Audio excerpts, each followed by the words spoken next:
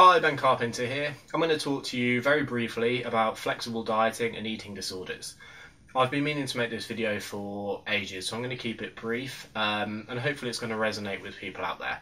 So, I'm a huge advocate of flexible dieting. There's good research to show that flexible versus rigid dieting strategies would decrease anxiety towards food. If you're watching this on YouTube, I'll link my other video so you can watch it in more detail. If you're on Facebook, I'll put it in the comments. So, flexible dieting. If it means that you can have a few treats on a daily basis, stay within your caloric quota and decrease anxiety towards food, I see that as a huge plus to get away from the prevalent culture of clean eating followed by huge binge meals. Loads of people do this, and flexible dieting to me is a much better strategy because you're still eating those things that someone would be binge eating on, but you're doing it within your caloric allowance and you don't feel like you're overly restrictive. Well, that's the idea. However, and this is a big however, flexible dieting does not make you immune from psychological distress towards food.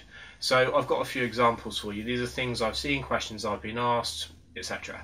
So, number one, someone who's flexible dieting, who's desperately trying to find scales that go to 1/10 of a gram, because 1 gram scales aren't accurate enough. So imagine you're there at home, you're weighing out your rice, I'm going 75 grams of rice, and you think, shit, is this 75 grams of rice exactly, or is it 75.2 grams of rice, or 75.3 grams of rice? How much of a difference can 0.1 of a gram make to the caloric content? I mean, you're literally looking at a gram, like a gram, less than a gram. So you're looking at like a calorie or two of carbohydrates that someone's kind of distressing about. This is well within natural variance between foods. So just because you've weighed something out to the exact measurement doesn't mean you do have the exact calories. You have a ballpark figure. There is natural variance between foods.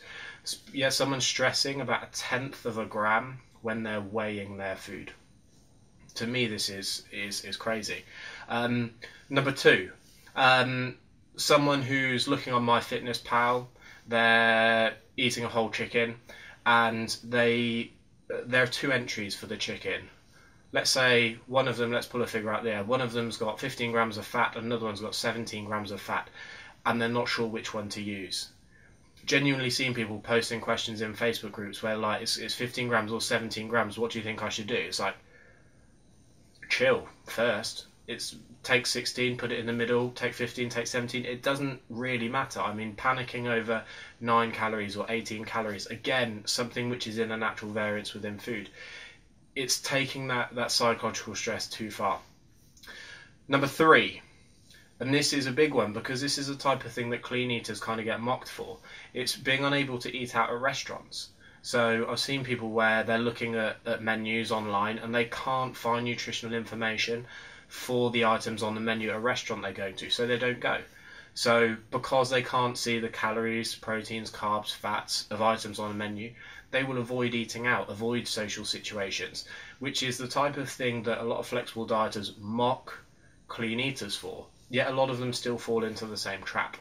So basically what I'm saying is, whilst I'm a huge advocate of flexible dieting, this does not make flexible dieters immune from symptoms of eating disorders. It doesn't mean that they stress less towards food than clean eaters. The research would suggest this, but it doesn't mean that you as an individual, if you are flexible dieting, it doesn't mean that you've got a healthy psychology towards food. I know many flexible dieters who stress more about food than some clean eaters I know, because they're trying to track every single gram, you know, putting a tiny bit of dressing on a salad and they're weighing it and stuff like that, freaking out over 1 gram of fat or 1 gram of carbs or less than a gram of carbs. So what I'm saying is, if this is you, take a step back and think about it, because flexible dieting is this kind of new wave and a lot of people advocating it, which I think is a really good movement in the industry. But it doesn't mean that it's immune from the same dysfunctional thinking that clean eaters have. Yes, it's slightly different on paper, but a lot of it is very, very similar. So people go from clean eating to flexible dieting and still stressing towards food. Flexible dieting is supposed to try and remove that anxiety and remove that stress towards food, not replace it with other issues that you're getting anxious about. So that's it. I hope it's been helpful. Please feel free to ask me any questions. My Facebook page is facebook.com/Ben Carpenter Personal Training, and my Twitter and Instagram pages are both BDC Carpenter. And thank you for watching. Bye.